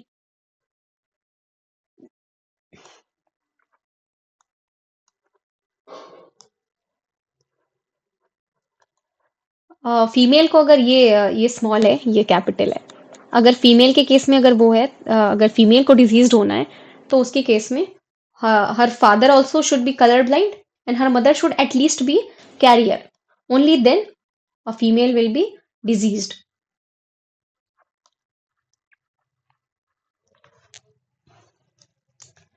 इसके बाद आ जाते हैं हम लोग सिकल सेल एनीमिया के ऊपर। सिकल सेल एनीमिया एक ऑटोजोम लिंक्ड रिसेसिव ट्रेट है। ये पेरेंट से ऑफस्प्रिंग में तब जाएगा जब दोनों ही पार्टनर्स कैरियर हों, हेट्रोजाइगस हो उस जीन के लिए, ओनली देन, क्योंकि अगेन रिसेसिव है, डोमिनेंट नहीं है। इस केस में क्या होता है कि जो हमारा ये इस केस में क्या होता है, ग्लूटामिक एसिड जो है उसको उसका सब्सटीट्यूशन हो जाता है वैलीन से। बीटा ग्लोबिन, हेमोग्लोबिन का जो बीटा ग्लोबिन चेन है, हमारे हेमोग्लोबिन का जो बीटा ग्लोबिन चेन है, उसके पास glutamic acid is replaced by valine. अब इससे क्या होता है, इसमें सिंगल बेस सब्सटीट्यूशन हो रहा है 6 कोडॉन पे। यहाँ पे ये ग्लूटामिक एसिड GAG और वैलीन GUG, वैलीन। यहाँ पर इसकी वजह से क्या होता है, जो म्यूटेंट हेमोग्लोबिन है, हेमोग्लोबिन का जो मॉलिक्यूल है, इसके अंदर पॉलीमराइजेशन हो जाता है, और इसका जो शेप है ये ऐसे बाइकॉन्केव शेप से फिर ये सिकल शेप्ड हो जाता है। अभी जो सिकल शेप्ड स्ट्रक्चर इसका हो जाता है, जिससे क्या हो जाता है कि यहाँ पर ये ऐसे क्लॉग करने लगता है हमारे ब्लड वेसल्स के अंदर। इसमें देखो, इसमें हेट्रोजाइगस डोमिनेंट जब होगा HbA ये नॉर्मल होगा, नॉर्मल ग्लूटामिक एसिड बन जाएगा। अब इसमें क्या है, हेट्रोजाइगस कंडीशन अगर है HbA HbS, S मतलब सिकल्ड, ये केस कैरियर का है। इसके बाद अगर होमोजाइगस रिसेसिव है HbS तो मतलब अफेक्टेड है, उस केस में ही जो इंडिविजुअल होंगे वो अफेक्ट होंगे। ये सिंस सेक्स लिंक्ड नहीं है, इसीलिए मेल फीमेल्स में वैसे कोई डिफरेंस नहीं होगा इसमें, दोनों ही केस में। अगर सिंस रिसेसिव है इसीलिए ओनली होमोजाइगस कंडीशन में ये अपने आप को शो करेगा। अगर रिसेसिव आ रहा है तो सिंपल सी चीज है, हेट्रोजाइगस कंडीशन में कोई भी इंडिविजुअल जो होगा वो कैरियर होगा, और होमोजाइगस कंडीशन में ये, अगर होमोजाइगस रिसेसिव कंडीशन आ रहा है उस केस में ये अफेक्टेड इंडिविजुअल्स को दिखाएगा। इसके बाद हम लोग चलते हैं फिनाइल कीटोनूरिया के ऊपर। फिनाइल कीटोनूरिया क्या है, एक ये भी ऑटोजोमल रिसेसिव ट्रेट है। ये मेटाबॉलिज्म का डिसऑर्डर है, ये मेटाबॉलिज्म में प्रॉब्लम करता है। इसमें क्या होता है कि एक जीन है जो एंजाइम फिनाइल एलेनिन हाइड्रोक्सिलेज बनाती है। ये जो जीन है, लाइक ये वाली जो एंजाइम है, ये फिनाइल एलेनिन को टायरोसिन में बदलती है। लेकिन नॉर्मल इंसान में क्या होगा, फिनाइल एलेनिन बदल जाएगा टायरोसिन में because of this enzyme phenyl alanine hydroxylase. लेकिन जो ये जिनके पास ये फिनाइल कीटोनूरिया है, उनके केस में क्या होगा, फिनाइल एलेनिन जो है फिनाइल पायरुविक एसिड बना लेती है। अब क्या है, ये फिनाइल पायरुविक एसिड और इसके कुछ और डेरिवेटिव्स ये ब्रेन में एक्यूमुलेट हो जाते हैं, जिसकी वजह से मेंटल रिटार्डेशन हो जाता है। साथ ही साथ ये फिनाइल पायरुविक एसिड ये जो है ये यूरिन के थ्रू भी, क्योंकि किडनी लाइक इसको वो नहीं कर पाता, इसीलिए यूरिन के थ्रू भी किडनी से एब्जॉर्ब नहीं होगा, तो इसीलिए यूरिन के थ्रू भी phenyl pyruvic acid is released. Phenyl अब तो बेसिकली फिनाइल कीटोनूरिया में क्या हो रहा है, एक एंजाइम जो फिनाइल एलेनिन हाइड्रोक्सिलेज है, जो कि फिनाइल एलेनिन को टायरोसिन में बदलती है नॉर्मल पर्सन में। ये एंजाइम नहीं बनता, तो क्या हो जाता है, फिनाइल पायरुविक एसिड का एक्यूमुलेशन हो जाता है ब्रेन में, which leads to mental retardation. साथ ही साथ यूरिन से भी फिनाइल पायरुविक एसिड का निकलना, ये है हमारा फिनाइल कीटोन्यूरिया। इसके बाद हमारा एक और डिजीज है थैलेसीमिया। ये एक autosome linked recessive blood disease है। ये अनएफेक्टेड कैरियर से भी ऑफस्प्रिंग में जा सकता है। ये भी म्यूटेशन या डिलीशन की वजह से होता है। इसमें क्या होता है, reduced synthesis of one of the alpha और बीटा ग्लोबिन चेन्स। तो ये दो तरह का होता है, अल्फा थैलेसीमिया और बीटा थैलेसीमिया। अल्फा थैलेसीमिया में क्या होता है, production of alpha globin chain is affected, और बीटा थैलेसीमिया में beta globin chain is affected. Thalassemia दो तरह का है, अल्फा और बीटा। अगर अल्फा ग्लोबिन चेन का प्रोडक्शन अफेक्टेड है तो अल्फा थैलेसीमिया, और अगर बीटा ग्लोबिन चेन का प्रोडक्शन अफेक्टेड है तो फिर वो हो जाएगा बीटा थैलेसीमिया। अल्फा थैलेसीमिया में क्या होता है, दो क्लोजली लिंक्ड जीन्स हैं HbA1 एंड HbA2, जो कि क्रोमोसोम नंबर 16 पे मौजूद होते हैं। इसके अंदर म्यूटेशन या डिलीशन हो जाता है इन चारों जीन्स में से, जिसकी वजह से ये डिजीज होता है। जितना ज्यादा जीन्स अफेक्टेड होंगे उतना कम ग्लोबिन चेन बनेगा और उतना सीवियर थैलेसीमिया। बीटा थैलेसीमिया में ये 11वें नंबर क्रोमोसोम पर, अल्फा थैलेसीमिया के जीन्स 16th नंबर क्रोमोसोम पे होते हैं और बीटा थैलेसीमिया के जीन्स 11 नंबर क्रोमोसोम्स पे होते हैं।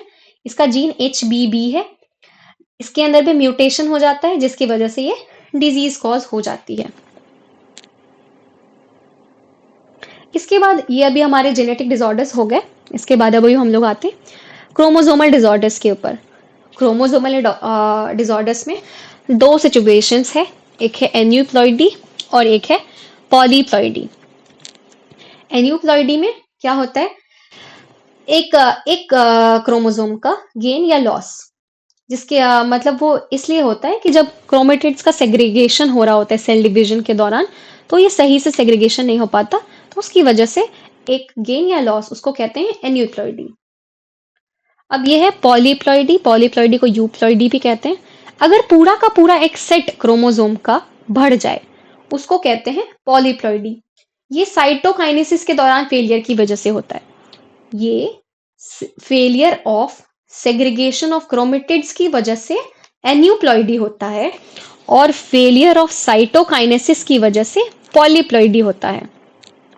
ये कब होता है, telophase stage of cell division के दौरान साइटोकाइनेसिस में फेलियर की वजह से पॉलीप्लॉइडी होता है, और ये सेल डिवीजन के सेग्रीगेशन ऑफ क्रोमेटिड्स के दौरान फेलियर की वजह से एन्यूप्लॉइडी होता है। अब एन्यूप्लॉइडी के कुछ एग्जाम्पल्स हैं, नलीसोमी, मोनोसोमी, ट्राइसोमी और टेट्रासोमी। ये इंसानों में भी देखा जाता है। नलीसोमी में क्या होता है, एक क्रोमोसोम पेयर ही पूरा का पूरा गायब हो जाता है। उसके बाद मोनोसोमी में एक गायब होता है, not the hole pair. Trisomy में एक बढ़ जाता है, तो 3 हो गए ना, इसीलिए ट्राइसोमी।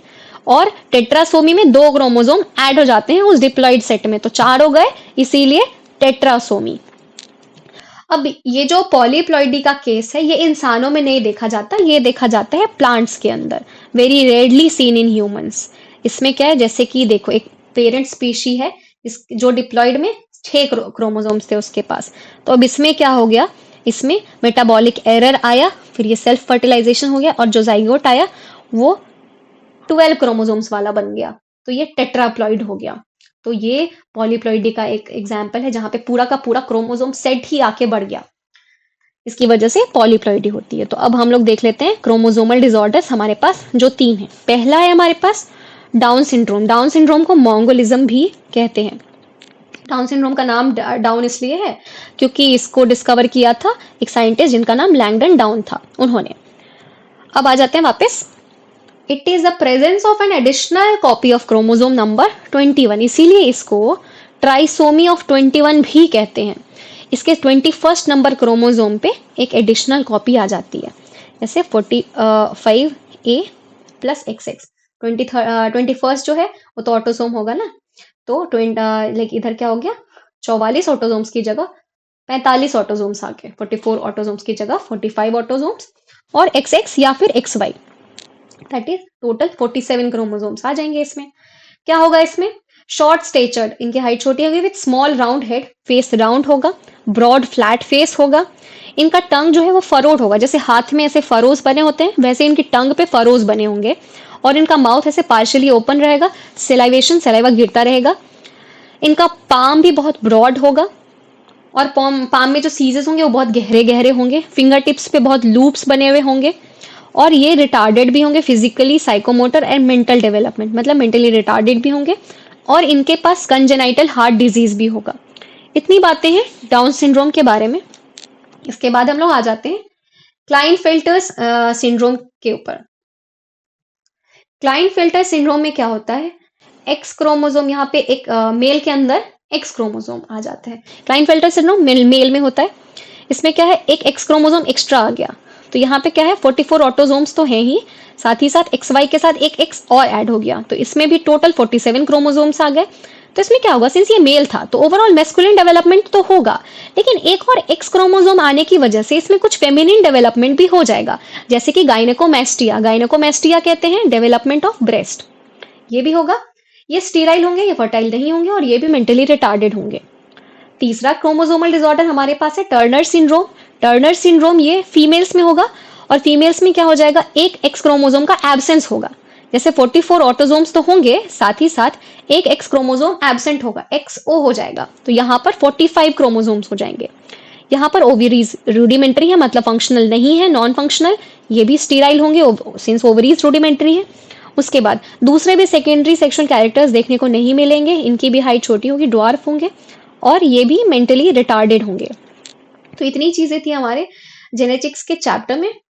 इसके बाद हम लोग चलते हैं कुछ क्वेश्चंस जो हमारे पिछले साल के एग्जाम्स में आए थे, वो हम लोग देखते हैं, कुछ ऑब्जेक्टिव क्वेश्चंस और कुछ सब्जेक्टिव क्वेश्चंस हम लोग अभी देखते हैं।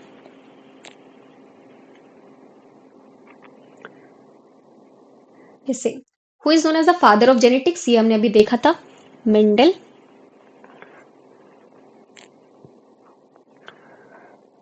उसके बाद the ratio 3:1 is obtain in which type of cross, ये मोनोहाइब्रिड क्रॉस का था, मोनोहाइब्रिड क्रॉस। उसके बाद which of the following trait was not studied by Mendel in pea plant, pod shape, leaf size, flower position, seed colour.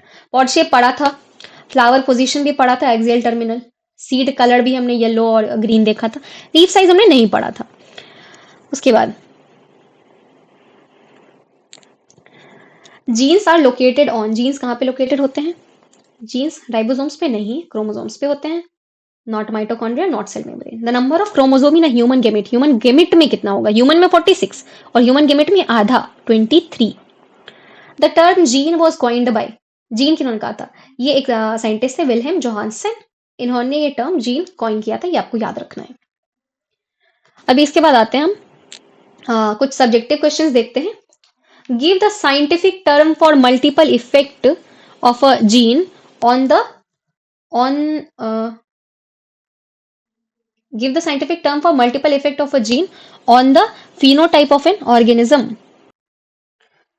तो हमने जब ये देखा था मेंडेलियन प्रिंसिपल्स के कुछ एक्सेप्शंस जब हमने देखा था, तो उसमें हमने देखा था कि प्लियोट्रॉपी, प्लियोट्रॉपी जो था उसमें एक ही जीन से मल्टीपल इफेक्ट्स आ रहे थे, तो ये हमने पढ़ा था प्लियोट्रॉपी के बारे में। तो जब हमने प्लियोट्रॉपी पढ़ा था तो हमने देखा था कि मल्टीपल इफेक्ट्स आ रहा था, तो यहाँ पे आप प्लियोट्रॉपी के बारे में लिख के आएंगे। Mention one cause for variation in nature, variation क्या, तुम्हारा रिकॉम्बिनेशन और म्यूटेशन दोनों ही होता है। रिकॉम्बिनेशन यहाँ पे एक ही बोला है तो कोई एक लिख देना, एक के बारे में पूरा ही लिख देना, रिकॉम्बिनेशन एंड म्यूटेशन।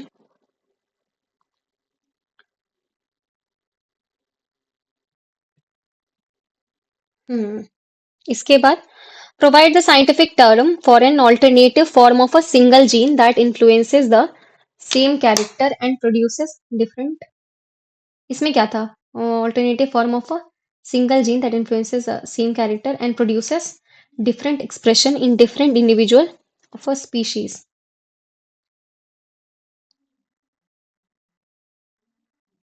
तो ये क्वेश्चन ने हमें कह रहा है provide the scientific term for an alternative form of a single gene. तो जैसे alternative form of a single gene आता है तो वहां पे हमें पता है कि यहाँ पर ये एलील की बात कर रहे हैं, क्योंकि क्या होता है कि एक सिंगल जीन के मल्टीपल एलील्स हो सकते हैं, मतलब दो भी हो सकते हैं, दो से ज्यादा भी हो सकते हैं, जो कि अलग अलग एक्सप्रेशंस दिखाते हैं।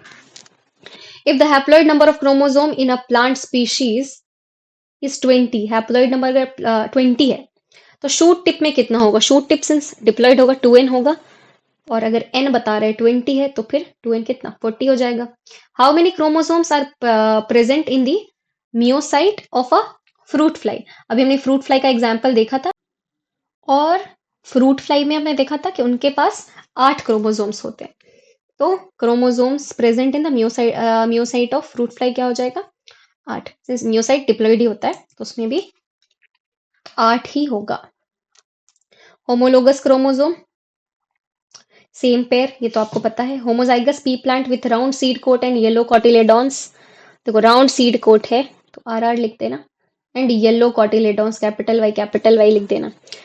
अनदर होमोजाइगस के साथ कर रहे हैं रिंकल्ड सीड कोट, तो रिंकल्ड के लिए आप स्मॉलर ले लेना, ग्रीन के लिए फिर स्मॉल वाई ले लेना। ये क्रॉस आपको अभी मैंने डाईहाइब्रिड क्रॉस में करके दिखाया था, जो कि आपको बना देना है। ये क्या तुम्हारे डाईहाइब्रिड का आ जाएगा। इसमें मेंडल का कौन सा प्रिंसिपल, ये डाईहाइब्रिड क्रॉस लगता है। यहाँ पे आप GR PR दोनों ही लिख देंगे। यहाँ पर अगर PR की बात करें तो PR क्या होगा? 9:3:1 का आ जाएगा, और GR हमारा 1:2:1:2:4 1:2 का जीनोटिपिक रेशियो आ जाएगा। 4 रीजन मेंडल के फेलियर के क्या क्या थे? कम्युनिकेशन अच्छे से नहीं था उस टाइम पर, उन्होंने मैथ्स का यूज किया था, उन्होंने फैक्टर की बात की थी, और उस टाइम पर इन्होंने ये एक्सप्लेनेशन, फिजिकल एक्सप्लेनेशन नहीं दे पाए थे फैक्टर के बारे में। ये 4 रीजंस हैं। उसके बाद सेक्स डिटर्मिनेशन हानि भी क्या था? फीमेल्स में 32 हो रहे थे क्रोमोसोम्स, और मेल्स में 16। मेल माइटोसिस करके स्पर्म्स बनाते थे, और फीमेल्स गेमिट्स बनाते थे नॉर्मल। उसके बाद फर्टिलाइजेशन करके फीमेल बनती है, और जो अनफर्टिलाइज्ड होता है वो पार्थेनोजेनेसिस करके मेल बनाता है। तो ये ऐसे था, ये पूरा फ्लो चार्ट बना के आप लिख देंगे। डिफाइन कंप्लीट लिंकेज, लिंकेज के बारे में ये क्रॉस शोइंग कंप्लीट लिंकेज, ये वाला आपके पास आगे डायग्राम है वो आप बना करके दिखा देंगे। प्लियोट्रॉपी बता देंगे। प्लियोट्रॉपी में क्या होता है हमारे पास? अभी हमने पीछे भी एक क्वेश्चन देखा था जहां पर हमने देखा था कि अगर कोई भी एक जीन एक से ज्यादा कैरेक्टर्स वो कर रही कंट्रोल, तो उसको प्लियोट्रॉपी कहते हैं। फिनाइल कीटोनुरिया का रेफरेंस दे करके आप बता देंगे। तो till then, thank you very much.